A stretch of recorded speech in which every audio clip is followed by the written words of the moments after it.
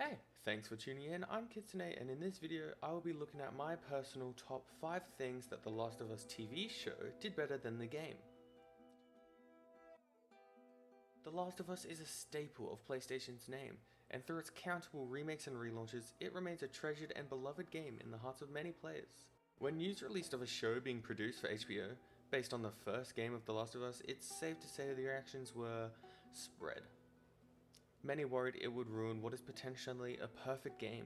Others had high hopes for it, and these views continue to clash even after the release of the show. As both a fan of the game and the show, there are a few things I like better in the show than I did in the game, so let's take a look at those. Starting with number 5, Henry's death. This is a very small difference, which is why it's placed at number 5. However, it stood out to me as a player and a watcher. Henry's death is a tragic scene, and especially to people who haven't yet played the game, it left many viewers in tears. Oh, wow. Oh my God. Oh my You could be thinking, there isn't much change in this scene, what could you have possibly have liked better than in the game? And you're right, it's not necessarily Henry's death itself, but the effect it has on Joel and more importantly Ellie in the moment. Ellie's reaction in the HBO series felt a lot more realistic, more painful. She had just watched a man who she had known for a little bit shoot himself in the head right in front of her, and the heartbreaking cry that actress Bella Ramsey lets out stood out to me incredibly compared to the game. Here, take a look. Henry, give me the gun. Give me the gun. Give me the gun, Henry. Give me the gun. Henry, no!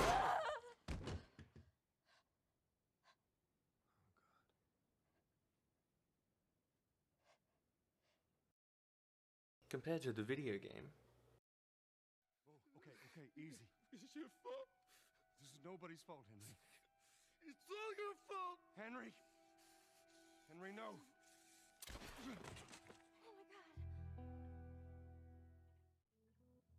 in the PS5 version, you can't see Ellie in frame at all, you can only hear her say, "Oh my god," then it's a quick cut to black. What I like about the HBO version is not only Ellie's realistic and emotional reaction, but the way the camera simply focuses on her. No music, no instant cuts. The camera lets us stay in the moment with the characters and feel the impact of such a sudden loss. It feels more right, it feels more impactful rather than just another character death. Number 4, the sniper scene. As you continue your journey along with Henry and Sam, there comes a moment where you must flank along the backyards of abandoned houses to reach a sniper who is shooting from far down the street. Obviously, the game takes time, as you have to personally get there, either loudly or stealthily taking out roaming enemies as you go.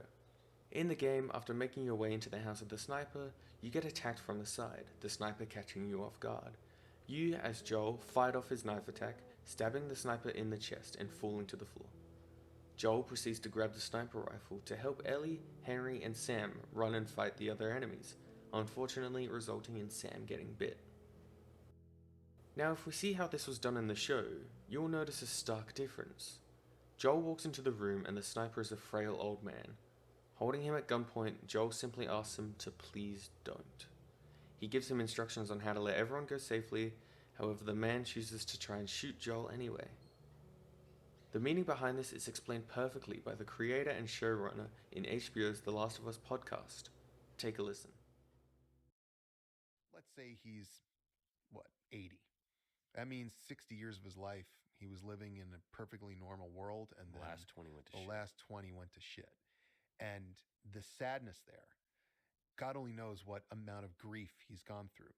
When Joel walks in there, I think Joel can already see it in the guy's eyes. He's going to commit suicide by cop here. This guy doesn't want to be here anymore. Got it. And he's begging him not to because he doesn't want to. He doesn't want to kill this guy. He doesn't want to hurt this guy. But this guy's had it. He's done. This gives a no-named character such an emotional backstory.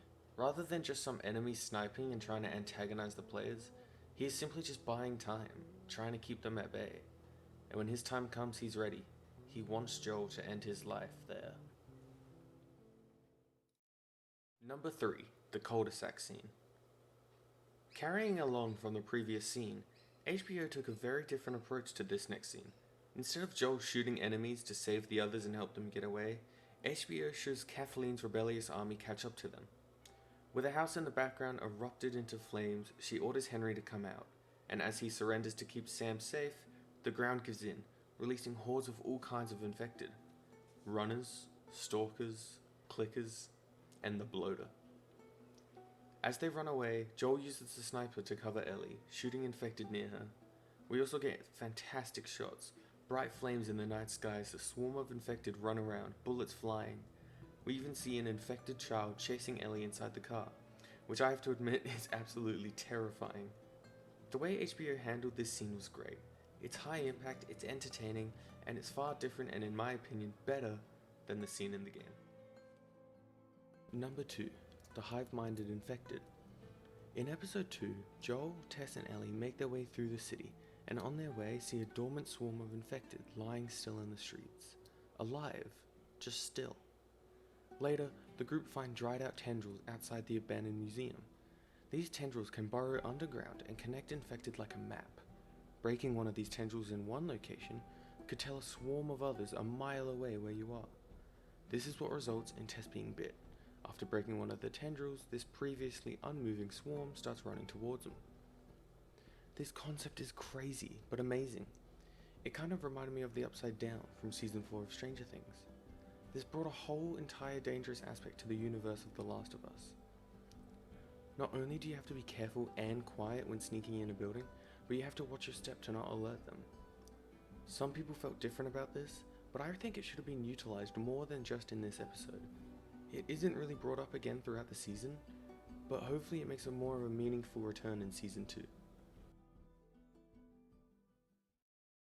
Number 1. Henry and Sam. I've talked about these two a lot already on this list, but I just have to mention their dynamic and relationship in the show. If you played the game, you instantly would have noticed that Sam is deaf in the show. In the game, he was just like Ellie, not immune, but an innocent, young teenager just trying to survive alongside his older caregiver. The show provides us with a Sam that can't hear and can't speak, using his drawing pad to communicate. This gave us, as viewers, some heartfelt scenes as Henry communicates in sign language to him and makes sure he always keeps Sam close, more so than he did in the game.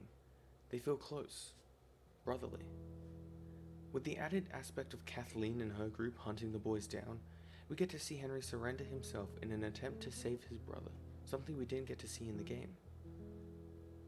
By making Sam younger and deaf, it was a fresh new take on the brothers we know, and it was sweet to see how they interacted through the episodes.